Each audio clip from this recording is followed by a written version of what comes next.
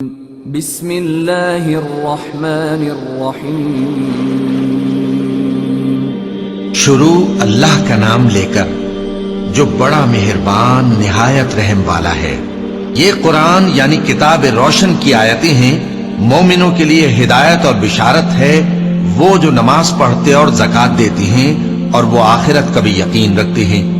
جو لوگ آخرت پر ایمان نہیں رکھتے، ہم نے ان کے اعمال ان کے لیے آراستہ کر دیے ہیں تو وہ بھٹکتے پھر رہے ہیں۔ یہی لوگ ہیں جن کے لیے برا عذاب ہے اور وہ آخرت میں بھی بہت نقصان اٹھانے والے ہیں۔ اور تم کو یہ قرآن اس حکیم و علیم کی طرف سے عطا کیا جاتا ہے۔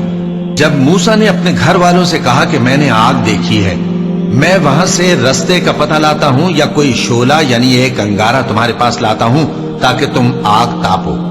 جب موسیٰ اس کے پاس آئے تو ندا آئی کہ وہ جو آگ میں تجلی دکھاتا ہے بابرکت ہے، اور وہ جو آگ کے ارد گرد ہے، اور اللہ جو تمام عالم کا پروردگار ہے پاک ہے۔ اے موسیٰ، میں اللہ ہوں، عزت والا، حکمت والا، اور اپنی لاٹھی ڈال دو۔ سو جب اسے دیکھا تو اس طرح حرکت کر رہی تھی گویا سانپ ہے، تو پیٹ پھیر کر بھاگے اور پیچھے مڑ کر نہ دیکھا۔ فرمایا، اے موسیٰ، ڈرو مت، میرے پاس پیغمبر ڈرا نہیں کرتے۔ ہاں، جس نے ظلم کیا پھر برائی کے بعد اسے نیکی سے بدل دیا تو میں بخشنے والا مہربان ہوں۔ اور اپنا ہاتھ اپنے گریبان میں ڈالو، بے عیب سفید و روشن نکلے گا۔ ان دو معجزوں کے ساتھ جو 9 معجزوں میں داخل ہیں، فرعون اور اس کی قوم کے پاس جاؤ کہ وہ بدکردار لوگ ہیں۔ پھر جب ان کے پاس ہماری روشن نشانیاں پہنچی تو کہنے لگے یہ کھلا جادو ہے، اور بے انصافی اور غرور سے ان کو ماننے سے انکار کیا، جبکہ ان کے دل ان کو مان چکے تھے۔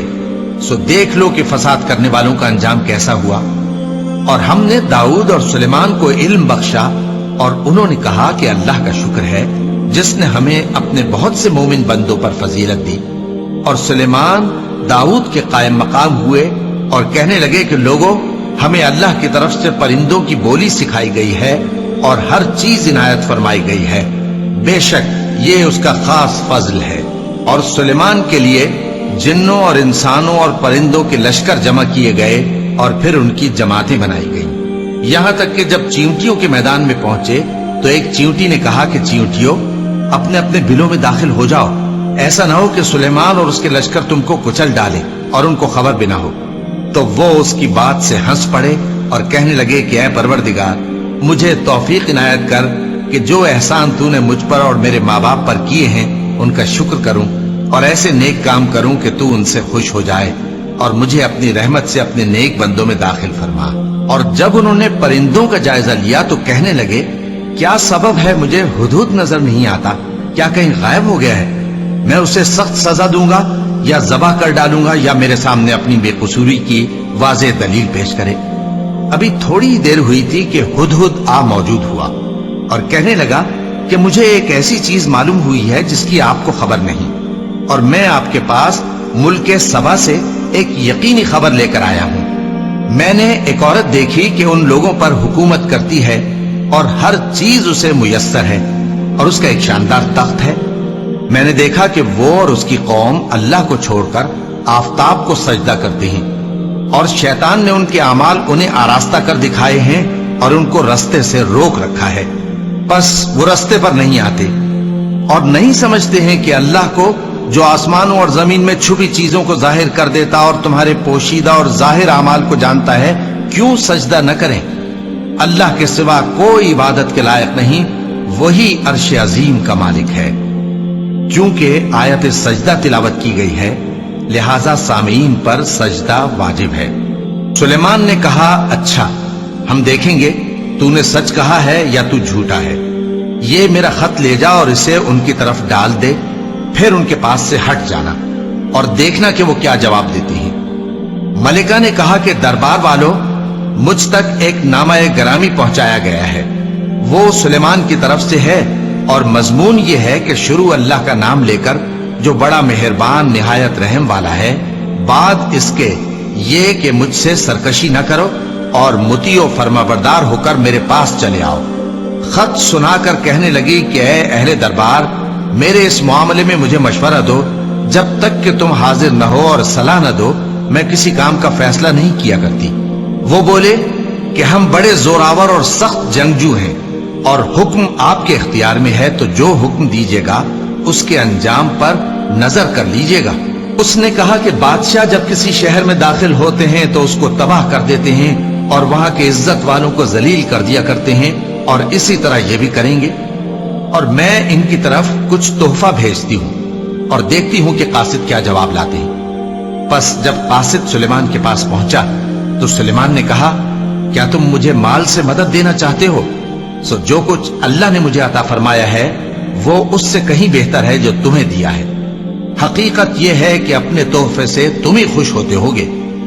उनके पास वापस जाओ, अब हम उन पर ऐसे लश्कर लेकर हमला करेंगे जिनके मुकाबले की उनमें ताकत न होगी, और उनको वहां से बेइज्जत करके निकाल देंगे और वो जलील होंगे।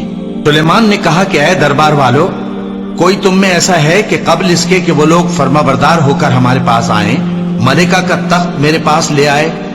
जिन्नात में से एक कवि हैकल जिन ने कहा कि कबल इसके कि आप अपनी जगह से उठें मैं उसको आपके पास ला हाजिर करता हूं, और मुझे इस पर कुदरत भी हासिल है और अमानतदार भी हूं। एक शख्स जिसको किताब इलाही का इल्म था कहने लगा कि मैं आपकी आंख के झपकने से पहले पहले उसे आपके पास हाजिर किए देता हूं। जब सुलेमान ने तख्त को अपने पास रखा हुआ देखा तो कहा कि यह मेरे परवरदिगार का फजल है ताकि मुझे आजमाए कि मैं शुक्र करता हूं या कुफरान नेमत करता हूं, और जो शुक्र करता है तो अपने ही फायदे के लिए शुक्र करता है, और जो नाशुक्री करता है तो मेरा परवरदिगार बेनियाज है, करम करने वाला है।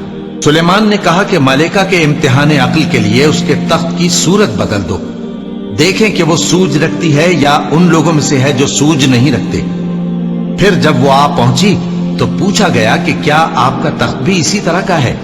उसने कहा कि ये तो गोया हूबहू वही है, और हमको इससे पहले ही सुलेमान की अजमत व शान का इल्म हो गया था, और हम फर्माबरदार हैं। और वो जो अल्लाह के सिवा दूसरों की परस्तिश करती थी, सुलेमान ने उसको उससे मना किया कि वो काफिरों में से थी। उसके बाद उससे कहा गया कि महल में चलिए। जब उसने उसके फर्श को देखा तो उसे पानी का हौज समझा और कपड़ा उठाकर अपनी पिंडलियां खोल दी। सुलेमान ने कहा, ये ऐसा महल है जिसके नीचे भी शीशे जड़े हुए हैं। वो बोल उठी कि परवरदिगार, मैं अपने आप पर जुल्म करती रही थी और अब मैं सुलेमान के साथ अल्लाह रब्बुल आलमीन पर ईमान लाती हूं। और हमने समूद की तरफ उनके भाई स्वालेह को भेजा कि अल्लाह की इबादत करो, तो वो दो फरीक होकर आपस में झगड़ने लगे।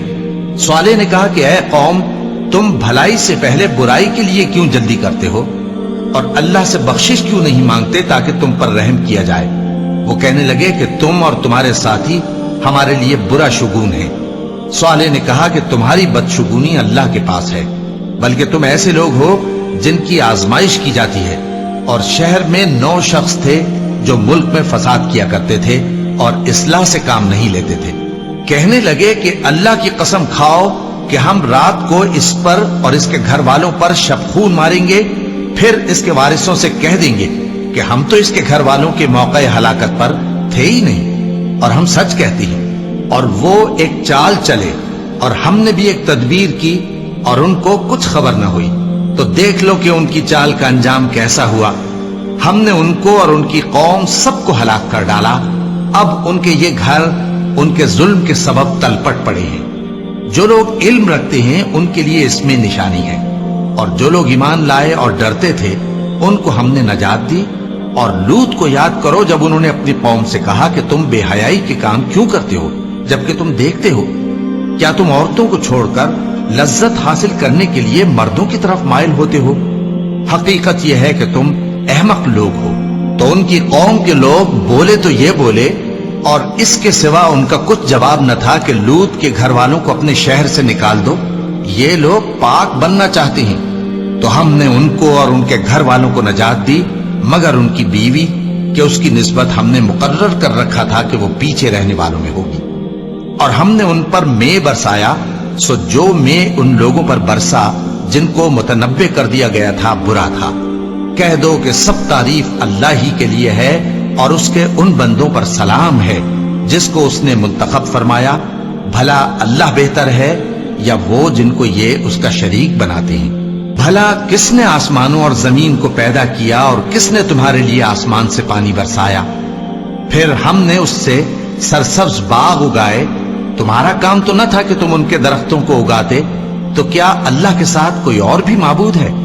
ہرگز نہیں، بلکہ یہ لوگ رستے سے الگ ہو رہے ہیں۔ بھلا کس نے زمین کو قرارگاہ بنایا اور اس کے بیچ نہریں بنائیں اور اس کے لیے پہاڑ بنائے، اور کس نے دو دریاؤں کے بیچ اوٹ بنائی؟ یہ سب کچھ اللہ نے بنایا، تو کیا اللہ کے ساتھ کوئی اور معبود بھی ہے؟ ہرگز نہیں، بلکہ ان میں اکثر علم نہیں رکھتے۔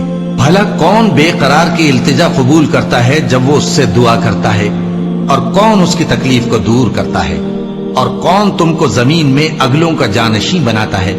یہ سب کچھ اللہ کرتا ہے، تو کیا اللہ کے ساتھ کوئی اور معبود بھی ہے؟ ہرگز نہیں، مگر تم بہت کم غور کرتے ہو۔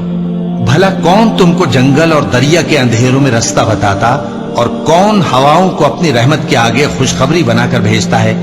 یہ سب کچھ اللہ کرتا ہے، تو کیا اللہ کے ساتھ کوئی اور معبود بھی ہے؟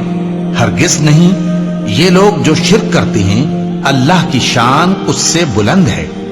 بھلا کون خلقت کو پہلی بار پیدا کرتا پھر اس کو دوبارہ پیدا کرے گا؟ اور کون تم کو آسمان اور زمین سے رزق دیتا ہے؟ یہ سب کچھ اللہ کرتا ہے، تو کیا اللہ کے ساتھ کوئی اور معبود بھی ہے؟ ہرگز نہیں۔ کہہ دو کہ مشرکو، اگر تم سچے ہو تو دلیل پیش کرو۔ کہہ دو کہ جو لوگ آسمانوں اور زمین میں ہیں اللہ کے سوا غیب کی باتیں نہیں جانتے، اور نہ یہ جانتے ہیں کہ کب زندہ کر کے اٹھائے جائیں گے، بلکہ آخرت کے بارے میں ان کا علم ختم ہو چکا ہے، بلکہ یہ اس کی طرف سے شک میں ہے، بلکہ یہ اس سے اندھے ہو رہے ہیں۔ اور جو لوگ کافر ہیں کہتے ہیں کہ جب ہم اور ہمارے باپ دادا مٹی ہو جائیں گے تو کیا ہم پھر قبروں سے نکالے جائیں گے؟ یہ وعدہ ہم سے اور ہمارے باپ دادا سے پہلے سے ہوتا چلا آیا ہے، کہاں کا اٹھنا اور کیسی قیامت؟ یہ تو صرف پہلے لوگوں کی کہانیاں ہیں۔ کہہ دو کہ ملک میں چلو پھرو، پھر دیکھو کہ گناہگاروں کا انجام کیا ہوا ہے، اور ان کے حال پر غم نہ کرنا، اور نہ ان چالوں سے جو یہ کر رہے ہیں تنگ دل ہونا۔ اور کہتے ہیں کہ اگر تم سچے ہو تو یہ وعدہ کب پورا ہوگا؟ کہہ دو کہ جس عذاب کے لیے تم جلدی کر رہے ہو شاید اس میں سے کچھ تمہارے نزدیک آ پہنچا ہو، اور تمہارا پروردگار تو لوگوں پر فضل کرنے والا ہے، لیکن ان میں سے اکثر شکر نہیں کرتے۔ اور جو باتیں ان کے سینوں میں پوشیدہ ہوتی ہیں اور جو کام وہ ظاہر کرتے ہیں تمہارا پروردگار ان سب کو جانتا ہے۔ اور آسمانوں اور زمین میں کوئی پوشیدہ چیز نہیں ہے مگر یہ کہ وہ ایک کتاب روشن میں لکھی ہوئی ہے۔ بے شک یہ قرآن بنی اسرائیل کے سامنے اکثر باتیں جن میں وہ اختلاف کرتے ہیں بیان کر دیتا ہے، اور بے شک یہ مومنوں کے لیے ہدایت اور رحمت ہے۔ تمہارا پروردگار قیامت کے روز ان میں اپنے حکم سے فیصلہ کر دے گا، اور وہ غالب ہے، علم والا ہے۔ تو اللہ پر بھروسہ رکھو، تم تو صاف حق پر ہو۔ کچھ شک نہیں کہ تم مردوں کو بات نہیں سنا سکتے، اور نہ بہروں کو جبکہ وہ پیٹ پھیر لیں آواز سنا سکتے ہو، اور نہ اندھوں کو گمراہی سے نکال کر رستہ دکھا سکتے ہو۔ تم تو انہی کو سنا سکتے ہو جو ہماری آیتوں پر ایمان لاتے ہیں، پھر وہ فرما بردار ہو جاتے ہیں۔ اور جب ان کے بارے میں عذاب کا وعدہ پورا ہوگا تو ہم ان کے لیے زمین میں سے ایک جانور نکالیں گے جو ان سے باتیں کرے گا۔ یہ ہم اس لیے کریں گے کہ لوگ ہماری آیتوں پر ایمان نہیں لاتے تھے۔ اور جس روز ہم ہر امت میں سے ایک بڑے گروہ کو جمع کریں گے جو ہماری آیتوں کی تکذیب کرتے تھے، پھر ان کی جماعت بندی کی جائے گی، یہاں تک کہ جب سب آ جائیں گے تو اللہ فرمائے گا کہ کیا تم نے میری آیتوں کو جھٹلا دیا تھا، حالانکہ تم نے اپنے علم سے ان کا احاطہ تو کیا ہی نہ تھا؟ بھلا تم کیا کرتے رہتے تھے؟ اور ان کے ظلم کے سبب ان کے حق میں وعدہ عذاب پورا ہو کر رہے گا تو وہ بول بھی نہ سکیں گے۔ کیا انہوں نے نہیں دیکھا کہ ہم نے رات کو اس لیے بنایا ہے کہ اس میں آرام کریں، اور دن کو روشن بنایا ہے کہ اس میں کام کریں؟ بے شک اس میں مومن لوگوں کے لیے نشانیاں ہیں۔ اور جس روز سور پھونکا جائے گا تو جو لوگ آسمانوں میں اور جو زمین میں ہیں سب گھبرا اٹھیں گے، مگر وہ جسے اللہ چاہے، اور سب اس کے پاس عاجز ہو کر چلے آئیں گے۔ اور تم پہاڑوں کو دیکھتے ہو تو خیال کرتے ہو کہ مضبوط جمے ہوئے ہیں، مگر وہ اس روز اس طرح اڑتے پھریں گے جیسے بادل۔ یہ اللہ کی کاریگری ہے جس نے ہر چیز کو مضبوط بنایا، بے شک وہ تمہارے سب افعال سے باخبر ہے۔ جو شخص نیکی لے کر آئے گا تو اس کے لیے اس سے بہتر بدلہ تیار ہے، اور ایسے لوگ اس روز گھبراہٹ سے بے خوف ہوں گے، اور جو برائی لے کر آئے گا تو ایسے لوگ اوندھے منہ دوزخ میں ڈال دیے جائیں گے۔ تم کو تو انہی اعمال کا بدلہ ملے گا جو تم کرتے رہے ہو۔ کہہ دو مجھ کو یہی ارشاد ہوا ہے کہ اس شہر مکہ کے مالک کی عبادت کروں جس نے اس کو محترم بنایا ہے، اور ہر چیز اسی کی ہے، اور مجھے یہ بھی حکم ہوا ہے کہ میں فرما بردار رہوں، اور یہ بھی کہ قرآن پڑھا کروں۔